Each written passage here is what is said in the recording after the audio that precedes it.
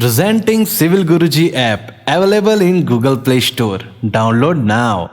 Hello engineers, मैं engineer and corporate trainer Syed Mohammad Talha एक बार फिर से आप सभी का स्वागत करता हूं आपके अपने पसंदीदा यूट्यूब चैनल सिविल गुरुजी में, जहां पे हम लोग बात करते हैं सिविल इंजीनियर्स के बारे में। इंजीनियर्स, आज के इस वीडियो लेक्चर में हम लोग कुछ इंपॉर्टेंट इंटरव्यू क्वेश्चन से रिलेटेड बात करेंगे जो आपके बीबीएस से रिलेटेड पूछे जा सकते हैं आपके इंटरव्यू में। तो बने रहिएगा वीडियो के एंड तक। चलिए वीडियो को स्टार्ट करते हैं।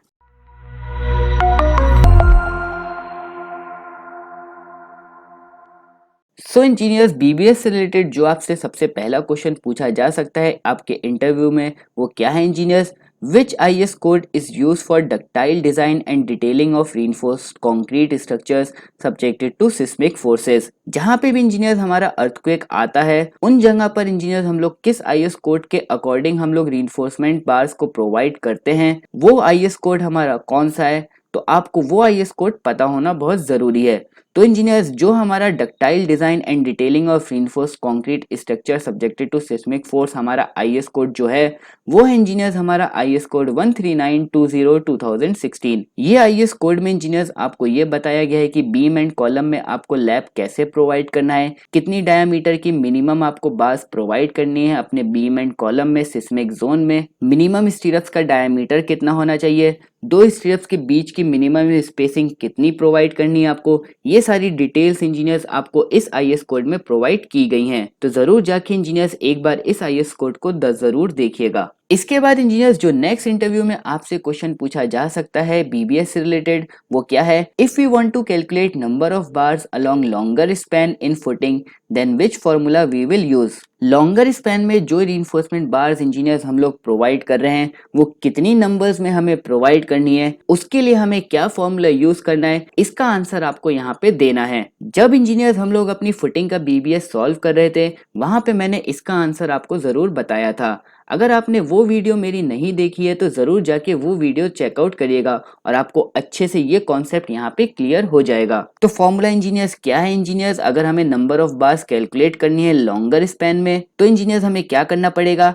Effective length of shorter span को डिवाइड करना पड़ेगा स्पेसिंग ऑफ लॉन्गर स्पैन से और कर देंगे +1। सिंपली यही कॉन्सेप्ट आपको इंटरव्यू में भी बताना है कि अगर आपको लॉन्गर स्पैन की नंबर ऑफ बार्स को कैलकुलेट करना है तो जो आपको लेंथ लेनी होगी इफेक्टिव लेंथ वो आपको उसकी अपोजिट साइड वाली लेनी होगी और डिवाइड करना पड़ेगा सेम साइड वाली स्पेसिंग से और कर देना है +1। लॉन्गर स्पैन की अगर आपको नंबर ऑफ बार्स कैलकुलेट करना है तो आपको लेंथ अपोजिट वाली जो आपकी शॉर्टर स्पैन की होगी वो लेनी है और स्पेसिंग आपको लॉन्गर स्पैन की जो आपकी ड्राइंग में गिवन होगी वो लेनी है और कर देना है +1।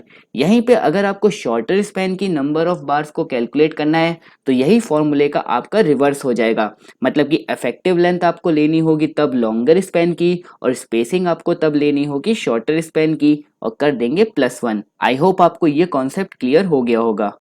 अगर अब भी नहीं हुआ इंजीनियर्स तो जरूर जाके वो वीडियो चेकआउट करिएगा जहां पे हम लोग सॉल्व कर रहे हैं बीबीएस अपनी फुटिंग का, वहां पे आपको अच्छे से और डिटेल पर समझ में आएगा। इसके बाद इंजीनियर्स जो नेक्स्ट क्वेश्चन आपसे पूछा जा सकता है वो क्या है? What is the minimum diameter bar used in beam and column? Beam and column में मिनिमम डायमीटर कितना हमें प्रोवाइड करना है अपनी रीइंफोर्समेंट बार्स का? तो आपको इसका आंसर भी कहाँ पे मिलेगा इंजीनियर्स? आपके आईएस कोड 13920 में। वहां पे आपको गिवन है कि आपको मिनिमम 12 mm डायमीटर का बार यूज करना है बीम एंड कॉलम में, जब भी आप लोग बीम एंड कॉलम में रीइंफोर्समेंट बार्स प्रोवाइड करेंगे। इसके बाद इंजीनियर्स जो नेक्स्ट क्वेश्चन है वो क्या है? What is the formula to calculate cutting length of spiral stirrups? जैसे कि इंजीनियर्स इससे पहले वाली वीडियो में मैंने आपको समझा चुका हूं कि अगर आपको स्पाइरल स्टीरप्स की कटिंग लेंथ कैलकुलेट करनी है तो आपको क्या फॉर्मूला देखना है। तो वो वीडियो अगर इंजीनियर्स आपने नहीं चेकआउट करी है कि हम लोग स्पाइरल स्टीरप्स की कटिंग लेंथ को कैसे कैलकुलेट करते हैं तो जरूर जाके वो वीडियो भी देखिएगा। तो फॉर्मूला क्या है इंजीनियर्स? वहां पे n into under root of c square plus p square.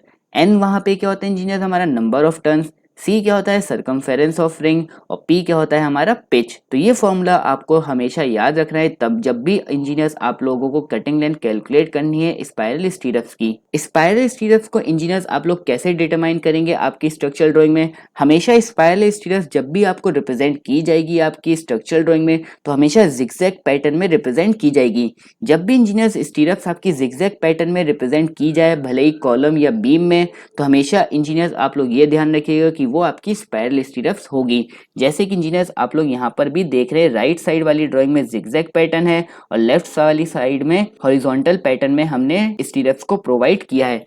जब भी इंजीनियर जिगजैग पैटर्न होगा तो आप लोगों को ये समझ जाना है कि वहां पे आपको स्पाइरल स्टीरप्स प्रोवाइड करनी है। इसके बाद इंजीनियर जो नेक्स्ट क्वेश्चन है वो क्या है आपका, what is the minimum diameter for spacer bar. जो हम लोग इंजीनियर्स स्पेसर बार प्रोवाइड करते हैं अपनी साइट पर दो रिइंफोर्समेंट बार्स के बीच में स्पेसिंग मेंटेन करने के लिए, जैसे कि इंजीनियर अगर बीम की बात करूं तो वहां पे मेन बार भी आती है और टॉप एक्स्ट्रा बार भी आती है और वहां पे ये जरूरी नहीं कि आप सारी की सारी बार्स ऊपर ही प्रोवाइड कर दे एक ही डायरेक्शन में। तो बीच में जो कंक्रीट पोर होना होगा इंजीनियर्स वहां पे स्पेसिंग आपकी कम हो जाएगी क्योंकि वहां पे आपको कंक्रीट को पोर करने की जगह नहीं मिलेगी। इसीलिए वहां पे इंजीनियर्स क्या करते हैं, इंजीनियर्स हम लोग कुछ स्पेसिंग प्रोवाइड करते हैं किसकी मदद से, अपनी स्पेसर बार की मदद से। तो मिनिमम डायमीटर जो आपको स्पेसर बार का प्रोवाइड करना है वहां पे इंजीनियर्स, तो वो कितना प्रोवाइड करना है 20 mm का। अब 20 mm इंजीनियर्स क्यों प्रोवाइड करते हैं ये आप कॉन्सेप्ट समझिएगा। जैसे कि इंजीनियर्स आपको पता है कि जो भी हमारे आरसीसी मेंबर होते हैं उसमें जो हम लोग कंक्रीट यूज करते हैं उसमें जो एग्रीगेट का साइज होता है वो 20 mm का तो होता है मैक्सिमम साइज। तो इंजीनियर्स हमें 20 mm की तो मिनिमम स्पेसिंग मेंटेन करते हुए चलनी ही है वहां पे। तो इसीलिए इंजीनियर्स जो हमारा स्पेसर बार का डायमीटर होना चाहिए वो मिनिमम 20 mm का होना चाहिए, जिससे हमारे जो आरसीसी स्ट्रक्चर है वहां पे जब भी हम लोग कंक्रीट फिल करें तो कोई भी वॉइड्स क्रिएट ना हो पाए और अच्छे से कंक्रीट हमारा पूरा कवर कर सके उस एरिया को। तो मिनिमम डायमीटर हमेशा हमें अपनी स्पेसर बार का कितना प्रोवाइड करना है 20 mm का। तो आई होप आपको ये कॉन्सेप्ट समझ में आया होगा कि मिनिमम डायमीटर कितना होना चाहिए हमारी स्पेसर बार का 20 mm। नेक्स्ट जो क्वेश्चन है इंजीनियर्स वो क्या है, what is the shape of load that transfer in one way slab. One way slab में कैसे लोड ट्रांसफर होता है, तो ये भी आंसर आपको पता होना चाहिए। अगर इंजीनियर्स आपको नहीं पता है तो इसके ऊपर भी मैं वीडियो बना चुका हूँ कि हमारा वन वे स्लैब में लोड कैसे ट्रांसफर होता है और कितना कितना लोड ट्रांसफर होता है। फिर भी एक बार मैं आपको यहाँ पे बता देता हूँ कि वन वे स्लैब में जैसे कि हमारा जो लोड ट्रांसफर होता है इंजीनियर्स वो रेक्टेंगुलर पोर्शन में होता है। मतलब कि जो हमारे शॉर्टर स्पैन होगा हमारी स्लैब का वहां से जो आधा लोड है इंजीनियर्स वो आपकी लॉन्गर बीम पे जाएगा लेफ्ट वाली, और आधा जो लोड है इंजीनियर्स वो राइट वाली लॉन्गर बीम पर जाएगा। कोई भी लोड इंजीनियर्स हमारा वन वे स्लैब में शॉर्टर बीम पर नहीं जाता, ये बात इंजीनियर्स आप लोग ध्यान रखिएगा। लॉन्गर बीम पर जाएगा दोनों, और कैसे जाएगा, रेक्टेंगुलर फॉर्म में जाएगा। इसके बाद इंजीनियर्स नेक्स्ट क्वेश्चन आपसे क्या पूछा जा सकता है, सेम वही क्वेश्चन है, बस क्या है यहाँ पे टू वे स्लैब में हमारा लोड कैसे ट्रांसफर होता है। इसके ऊपर भी इंजीनियर्स मैं वीडियो बना चुका हूँ, वहां पे मैंने पूरा बीबीएस भी समझाया है आपको टू वे स्लैब का कि आपको कैसे कैलकुलेट करना है। जरूर जाके वो वीडियो भी चेकआउट करिएगा। तो जो इंजीनियर हमारा शॉर्टर बीम होता है हमारी टू वे स्लैब में, एक खासियत होती है इंजीनियर्स हमारी टू वे स्लैब में, जो हमारा लोड होता है इंजीनियर्स वो चारों बीम पर जाता है, और हमारी वन वे स्लैब में जो लोड होता है वो लॉन्गर बीम पर जाता है। ये भी आंसर आप लोग ध्यान रखिएगा।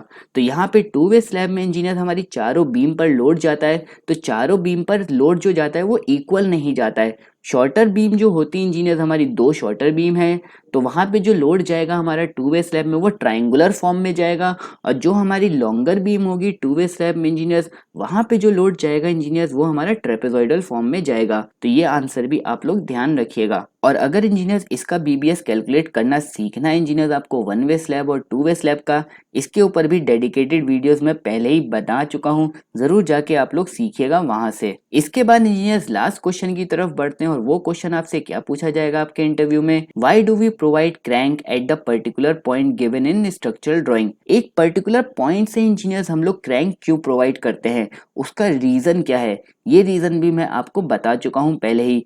क्यों प्रोवाइड करते हैं engineers, because the value of bending moment at that point is zero. उसी पर्टिकुलर पॉइंट से इंजीनियर्स हम लोग क्रैंक क्यों प्रोवाइड करते हैं अपनी वन वे स्लैब और टू वे स्लैब में, क्योंकि वहां पे जो बेंडिंग मोमेंट की वैल्यू होती है इंजीनियर्स वो जीरो होती है, जिसको इंजीनियर्स हम लोग क्या कहते हैं दूसरे नाम से, पॉइंट ऑफ कॉन्ट्राफ्लेक्चर। तो आपसे दो तरीके से क्वेश्चन पूछा जा सकता है कि हम क्रैंक वहीं से क्यों प्रोवाइड करते हैं और पॉइंट ऑफ कॉन्ट्राफ्लेक्चर क्या होता है आपके वन वे स्लैब और टू वे स्लैब में। तो सिंपली आपको आंसर क्या करना है कि जो हमारा पॉइंट ऑफ कॉन्ट्राफ्लेक्चर और हम लोग जो क्रैंक प्रोवाइड करते हैं उसी पॉइंट से क्यों करते हैं, क्योंकि वहां पे जो हमारी बेंडिंग मोमेंट की वैल्यू होती है वो 0 होती है। सिंपली यही आपको वहां पर भी आंसर करना है। आई होप इंजीनियर्स आपको अच्छे से समझ में आया होगा कि आपसे क्या क्या इंटरव्यू में क्वेश्चंस पूछे जा सकते हैं बीबीएस से रिलेटेड। अगर इस टॉपिक से आपको और भी इंटरव्यू क्वेश्चंस चाहिए तो ज़रूर कमेंट बॉक्स में मुझे बताइएगा।